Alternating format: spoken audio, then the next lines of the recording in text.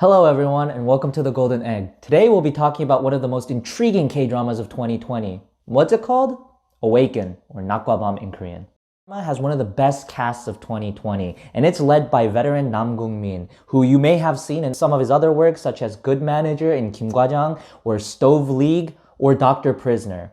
He currently plays a hotshot police detective who is a team leader in Dojongwoo. He is currently tasked and his team to take down a huge serial murder case where everybody looks like they're committing suicide. Alongside him is actress Kim Seol-hyun, which she's actually transitioned from the K-pop industry as a member of the group AOA. Now, she hasn't done very many productions before, but in this one, she is actually one of the main characters. She plays Kong Hae-won, another police agent who is part of Nam Gung-min's team, or Do Jong-woo's team. They're both trying to track down this massive murder case, and to help them is actually the next actress, Lee Chung-ha. Now, Lee Chung-ha has actually been in a couple K-dramas before, specifically VIP and Vampire Detective or Vampire 탐정 in Korean. Now, what her specific character's name is Jamie Layton. Now, this might be an interesting name. It's a very American name. The reason for it is because she is actually an FBI profiler that's come from the United States to help this team solve this murder case, and you'll see how this plot develops with her. The last of the main characters is actually Yoon Sun-woo. Yoon Sun-woo has actually been in Stove League before with Nam Gung-min as one of the other characters, as well as some of you might know him from 보보 경심 려 or Scarlet Heart 려. Now, his character specifically is Moon Jae-ung, a hacker at Modu, which kind of acts like a search engine, similar to Naver or Daum if you're in Korea, or Google or Yahoo if you're in the United States. Include Kim Chang-won, Woo-hyun, Kim Won-hye, as well as Kim Tae-woo, along with many more other fantastic actors and actresses that you've probably seen in many other dramas. As I've said before, this drama is absolutely jam-packed with talent and you won't ever miss a beat on the acting. Acting was for the most part absolutely superb in this drama. Seol-hyun is the only person who I would potentially say was a bit poor, and a bit poor is my only rating because she hasn't been in very many productions before. As I've said, the other actor is absolutely superb, and Seol-hyun could definitely take a step forward as there were a lot of bright spots. However, her acting in many scenes was a bit clunky, and there were a lot of scenes where her dialogue and her diction was just not up to par with some of the other actors and actresses that were in this production. And so overall, I will fault the acting just slightly just because Seol-hyun is one of the main actors in this entire K-drama, whereas everybody else, absolutely superb, A+ grade. So overall, I'll just give the acting this was fantastic. Plot. 28 years ago, there was an incident at Hayam Maul, or you can call it White Night Village. Now, this village was, we don't really know, right? This is the first scene in the entire drama where a bunch of kids are in like a school and everybody is killing each other. And these kids are all kind of together, and there's a bigger kid who is yelling at a smaller kid wondering what happened because of all of this chaos.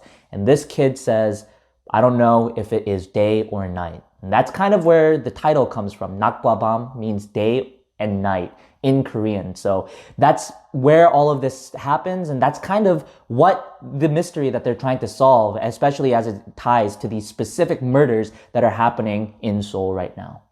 Dialogue was absolutely fantastic, and overall the entire drama was so well done, especially with the way that the motives were set up and where characters were positioned in specific times and how the entire plot ended up unfolding. The only downside is the ending. I thought it was going to be as good as Dr. Prisoner, but Dr. Prisoner's ending was almost flawless, and so I can't really say that this ending was terrible. It was still a fantastic ending. It's just I had very high hopes for it, similar to Dr. Prisoner, and it fell slightly short. So I will say the ending is slightly disappointing, but overall, this drama is a fantastic watch, as I said, for anybody that enjoys that murder, that thriller, and that mystery drama area.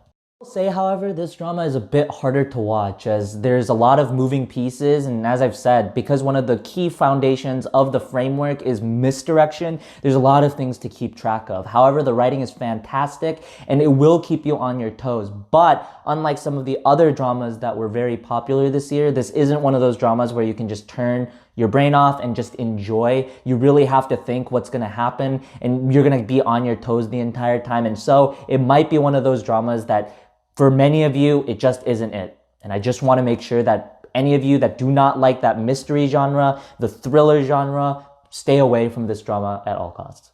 Is something that we're going to have to talk about, and it's really the elephant in the room: product placement. Now, every K-drama in recent memory has been a giant vehicle for product placement, and it's been getting more and more egregious as the industry has been evolving. But I am very happy to say with this one that Awaken, not so much. The product placement isn't too egregious. It is noticeable at times, but it's not so bad. So I'm going to give it roughly a 3 out of 5. And this one I'm going to give a rating out of, so all of you know whether if the product placement is bad and it's actually infringing on the plot, or if it's good and it's hardly noticeable. This one is middle of the pack, maybe slightly better. Maybe it's a 2.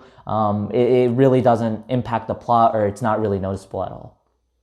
Next topic we're going to have to talk about is OSTs, or the original soundtrack. Music is such an integral part of K-drama productions these days that this is definitely a topic that we have to talk about. And in this case, they actually didn't put too much of a focus on its music.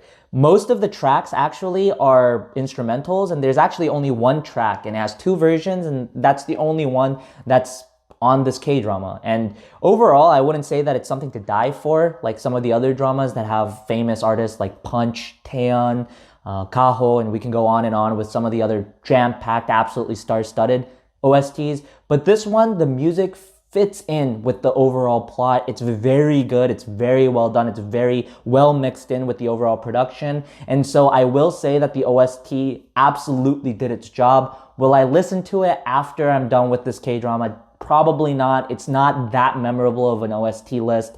And, you know, if it definitely was, I would have given it high ratings. But most of Nam Gungmin's dramas do not stem from powerful OSTs. They stem from very powerful plots, very well done dialogue, very well done acting. And this is kind of in the same fold. In conclusion, I think Awaken is a fantastic K-drama to watch, especially if you love that whole murder mystery genre. For those that do not like that genre, if you want to try this genre, I wouldn't start with Awaken. I would start with Dr. Prisoner, especially with Nam Gungmin's pieces. I think at the moment, it's currently one of his apex pieces, and you should definitely watch it. And that one will give you a better segue into Nakwabam. Now, you're probably wondering, where do I watch Awaken or Nakwabam? And that is, in Korea, you would be watching it on TVN. It did just end, but you'll be able to rewatch it on any of TV1's websites. In America or the West, you will have to watch it on Rakuten Viki. It's not on Netflix, and it's not on like Hulu or a different streaming platform. It's specifically on Viki. And so if you don't have access to it, you can definitely watch clips. You can watch trailers on YouTube. I'll link them in the description below, and you'll be able to get your access in your hands, and you'll be able to kind of get familiarized with the idea of Awaken before you take a dive.